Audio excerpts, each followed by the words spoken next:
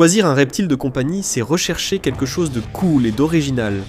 Pourtant, tous les reptiles ne correspondent pas à vos attentes. Aujourd'hui, je vais vous présenter les reptiles les plus surcotés de chaque catégorie.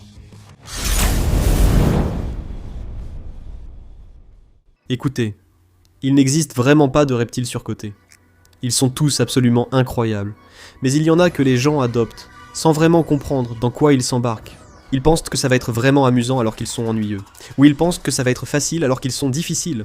Je vais vous dire quelles espèces sont les plus surcotées parmi les 5, colubridés, pythons et autres.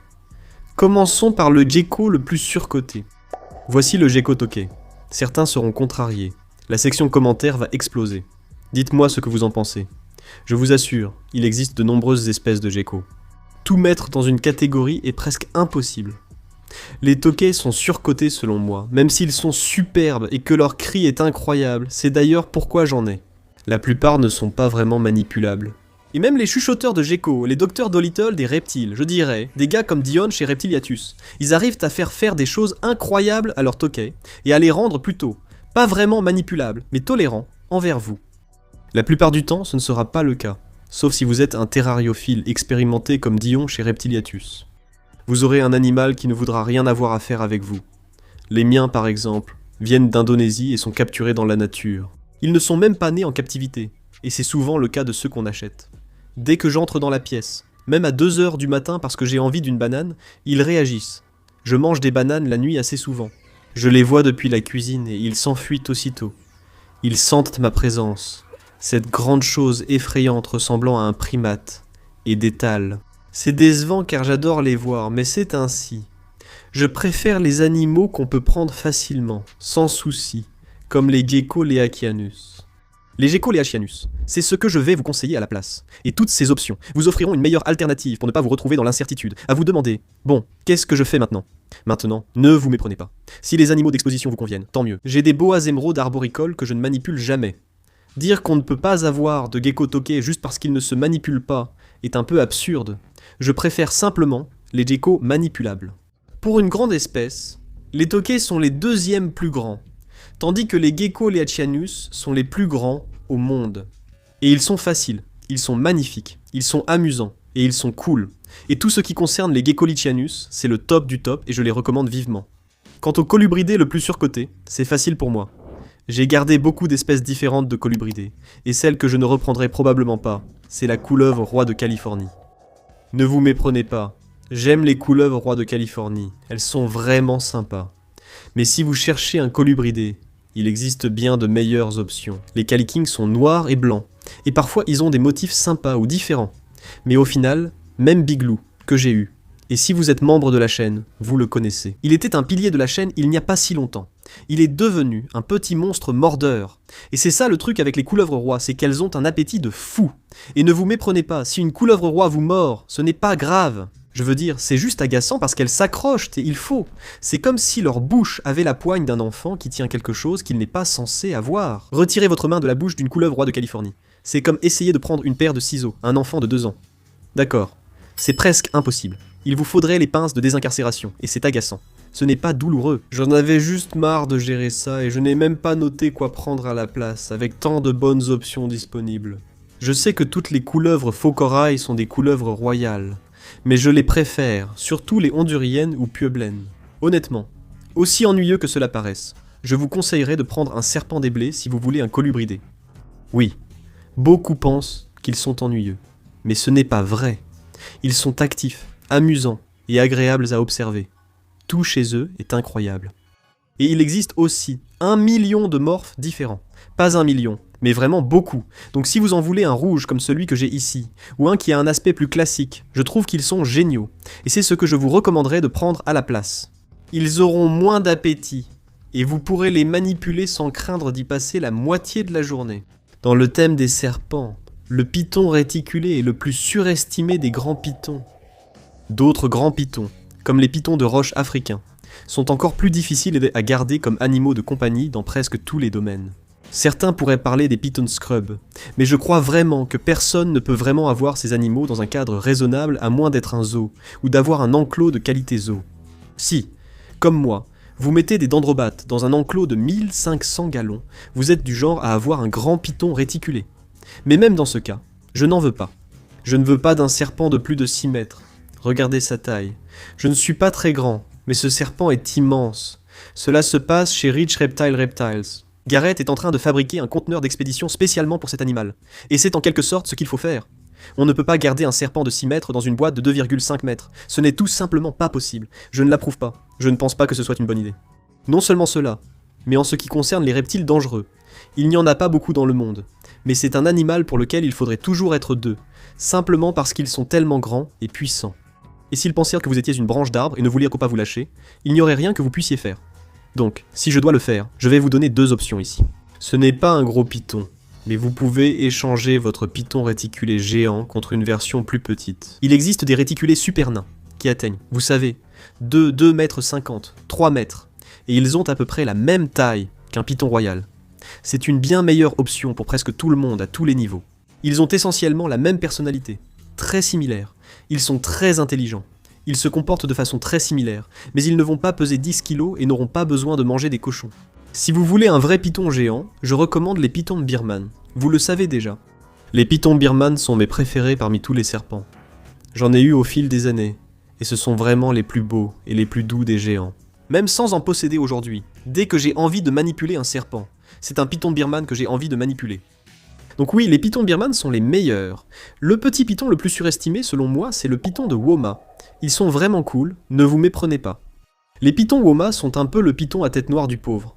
Ce n'est pas moi qui le dis, c'est leur surnom.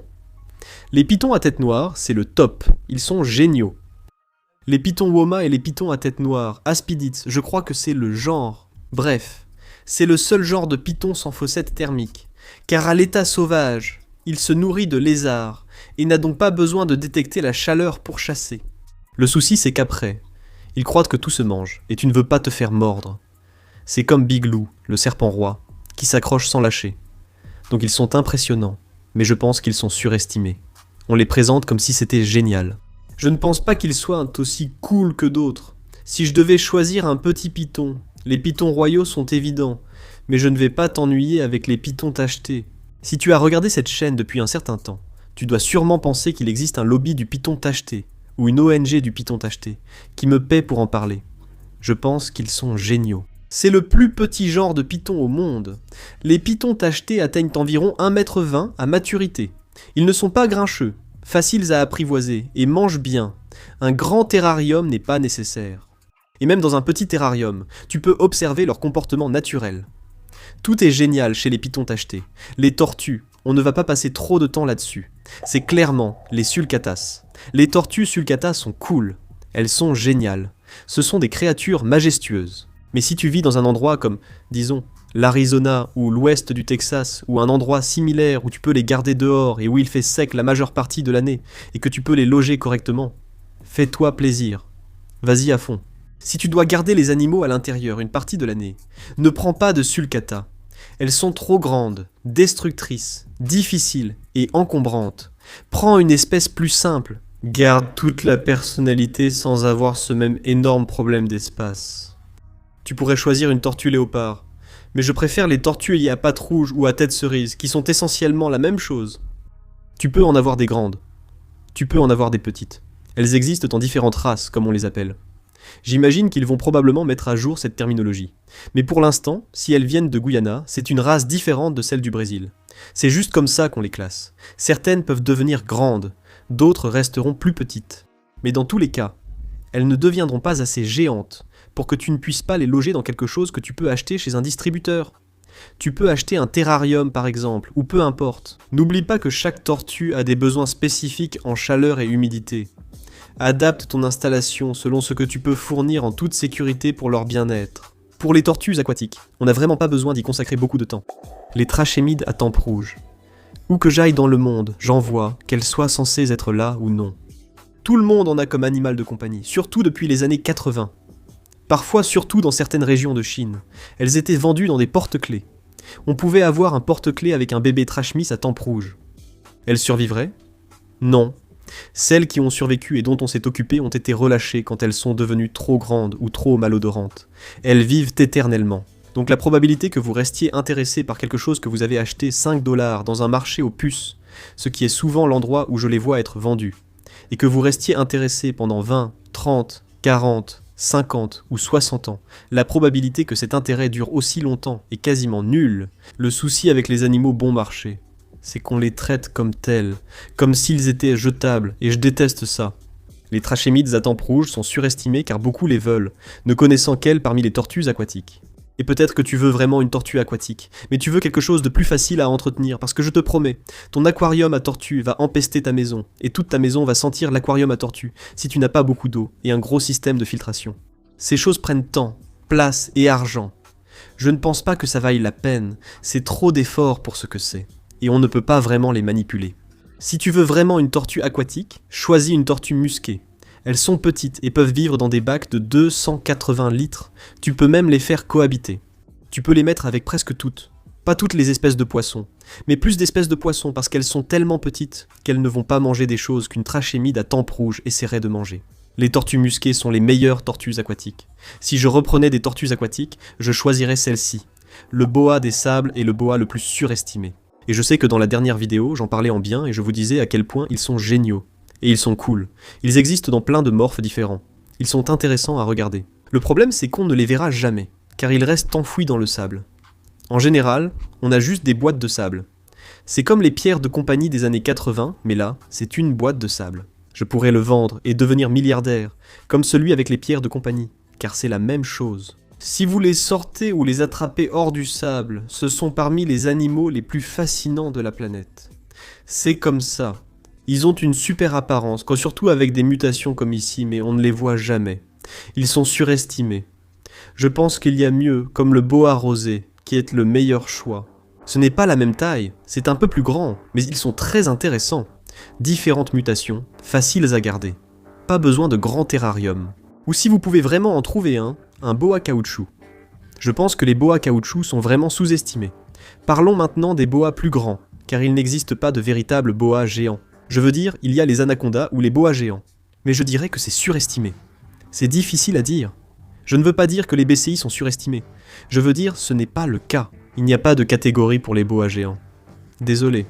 Je pars un peu dans tous les sens. Tous les grands boas sont cool. Les grands boas méritent aussi de l'amour. Si tu veux un boa de taille moyenne, il y en a plein. Comme les boas léopards ou les boas de Hog Island, qui restent sous 1,83 m. Tous les grands boas sont géniaux, mais je ne recommande pas les anacondas jaunes. Ils mordent, et sont nerveux, donc peut-être pas. Les caméléons. Le caméléon le plus surcoté est sans doute le caméléon de Jackson. Ouh, d'accord. Je veux un caméléon de Jackson. J'en ai toujours voulu un. Ils sont cool.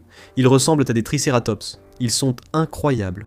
Cependant, ils sont probablement les plus exigeants de tous les caméléons que tu pourras trouver assez facilement. Ce qui est fou parce qu'ils sont envahissants à Hawaï. À Hawaï, ils conseillent de les attraper et de les renvoyer sur le continent pour qu'ils vivent dans un environnement qui ne leur convient pas. Ils viennent du Kenya, car certaines régions montagneuses d'Hawaï offrent, comme là-bas, de fortes variations de température et une humidité élevée la nuit, conditions nécessaires pour eux. Ils ont besoin d'une forte baisse de température la nuit, jusqu'à 18 degrés Celsius, et d'une humidité nocturne proche de 100%. Sinon, ils déclinent lentement, sans qu'on s'en rende compte, et on se retrouve avec un caméléon de Jackson mort. Les caméléons sont exigeants, et peu adaptés comme animaux de compagnie. Mais il existe de bonnes options. Les caméléons tapis restent petits. Choisis un spécimen d'élevage. Frank Payne en propose si tu cherches un éleveur. Ou, si tu préfères plus grand, choisis les caméléons de Parson. Quel que soit le caméléon, presque tous ceux que tu trouveras sont plus faciles que les caméléons de Jackson. Mais les caméléons de Jackson sont probablement les plus cools. Le 5 le plus surcoté de tous les temps. À mon avis, c'est le 5 à queue de singe. Garde à l'esprit que j'ai déjà eu des 5 à queue de singe. Je n'en ai plus maintenant. Il a raison. C'est qu'ils n'étaient tout simplement pas ce que je pensais qu'ils allaient être. Ces animaux sont impossibles à manipuler. Tu ne peux pas simplement les prendre en main parce qu'ils ont littéralement des couteaux à steak au bout de chacun de leurs doigts. Et même si tu leur coupes les griffes, juste les pointes pour qu'elles soient moins aiguisées, elles repoussent et elles restent quand même assez tranchantes. Il n'y a pas vraiment de solution, il faudrait presque les dégriffer, ce avec quoi je ne suis pas d'accord. À mon avis, il ne faut jamais dégriffer un animal. Ça ne marche pas et on ne peut pas les rendre faciles à manipuler, ce que je voulais. J'aime que mes 5 soient faciles à manipuler. Et c'est pour ça que je recommande plutôt... Attends, 3, 2, 1. Disons-le tous dans les commentaires en même temps. 5 de Schneider. De la même façon qu'il y a une ONG, un grand python tacheté, les gens pensent que je suis payé pour parler des 5 de Schneider. Mais ils sont juste trop cool. Mais si tu veux quelque chose de plus grand, je veux dire, il n'y a vraiment rien d'aussi grand et arboricole qu'un 5. Ne te méprends pas, les 5 à queue de singe sont cool, c'est le plus grand 5 du monde. Ils peuvent manger du pothos alors que ça tuerait la plupart des autres animaux.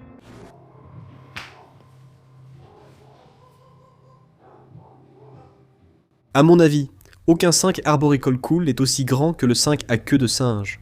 Mais si tu veux un 5 arboricole cool, les 5 sa langue rose le sont aussi. Les 5 émeraudes des arbres sont sans doute les meilleurs si tu veux un animal tropical et arboricole. Si tu veux du grand, tape à l'œil, cool, détendu et un peu maladroit comme une patate. Choisis les 5 à langue bleue. De toute façon, j'en ai déjà parlé. Passons à notre dernière catégorie. Non, j'en ajoute une autre, car j'en ai une sur l'épaule. Les agames, ou les agamidés. Donc, cela correspond à la famille des dragons barbus. Des dragons à collerette et toutes sortes de lézards Spider-Man. Il y en a tellement. J'aimerais faire une vidéo entière sur cette famille de lézards, comme celle sur les varans que vous pouvez voir ici. C'est une de mes vidéos préférées.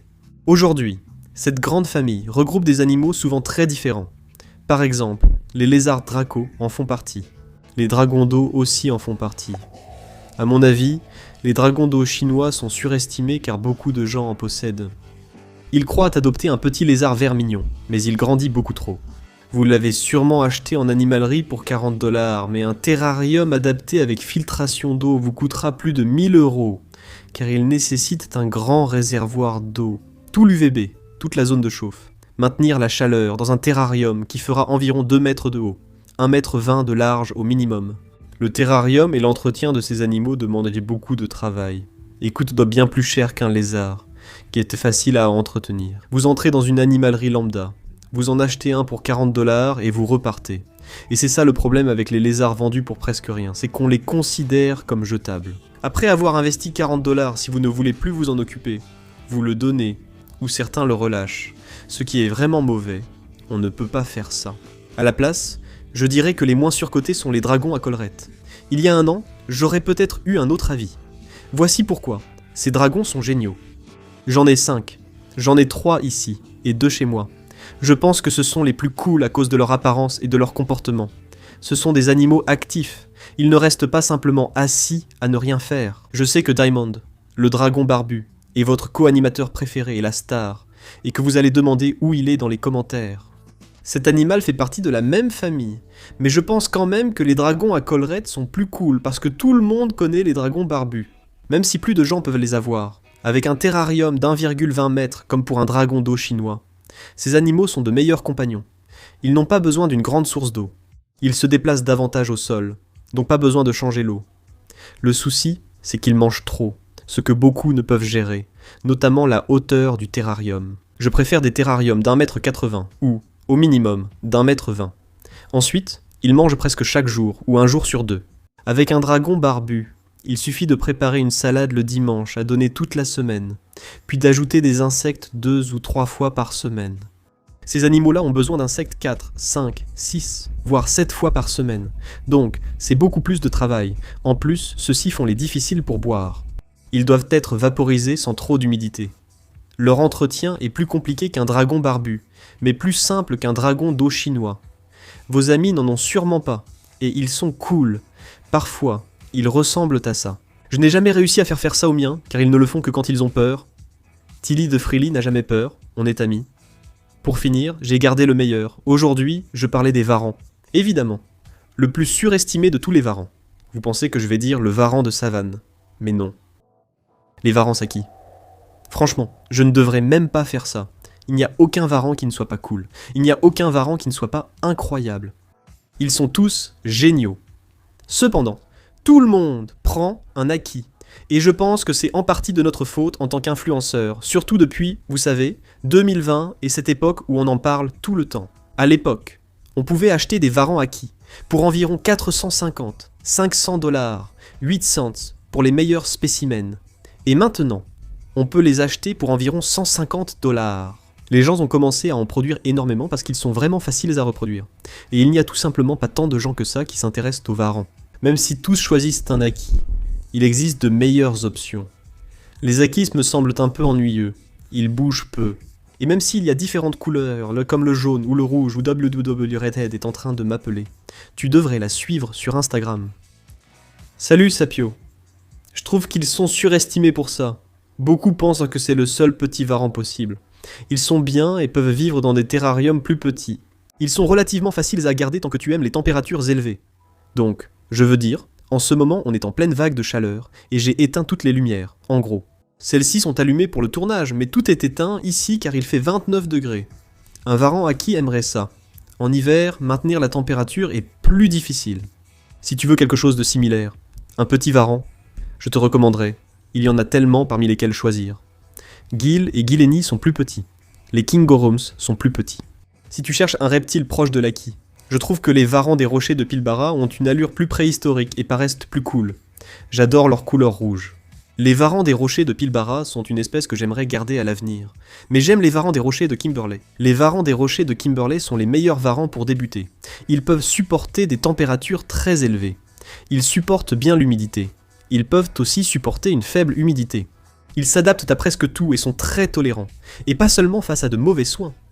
Dans la région de Kimberley en Australie, ils subissent des périodes de sécheresse. On peut les trouver dans des affleurements rocheux, mais on les trouve aussi dans des conditions quasi tropicales, où l'humidité est beaucoup plus élevée. Maintenant, ils aiment tous les températures très chaudes. Ne vous méprenez pas, mais l'humidité peut fluctuer et être très différente selon la saison ou l'individu. Pour moi, c'est vraiment intéressant. En plus, ce sont de petits acrobates. J'en ai déjà eu chez moi, et ils sont vraiment amusants à observer pendant le dîner. En général, ce qu'on fait, c'est qu'on met les animaux en quarantaine, chez nous, et on les installe dans la salle à manger, le salon ou autre. Et on peut simplement les regarder. Donc, tu essayes de regarder un film et puis tu vois un varan de Kimberley du coin de l'œil qui devient complètement fou. Ou si tu veux quelque chose de plus arboricole, similes. Les varanus similes sont vraiment cool. Ou les varans arboricoles. Vous savez que j'adore les varans arboricoles. Et à mon avis, c'est ce que je ferais. Je veux dire, les varans acquis sont géniaux. J'en ai eu un. En fait, j'ai échangé cet animal contre un varan de Kimberley. C'était un échange d'éleveurs. J'avais besoin d'une femelle Kim et lui d'une femelle Aki, donc ça a fonctionné. Cet Aki est super et a même pondu des œufs. Suzanne, tu me manques, tu es géniale. Mais je suis content que tu aies un super propriétaire qui te fait reproduire. Ça sonne tellement bizarre. Ce sont les reptiles les plus surcotés de chaque type. Faites-moi savoir dans les commentaires ci-dessous ce que vous trouvez surcoté et ce que vous trouvez injustement sous-estimé.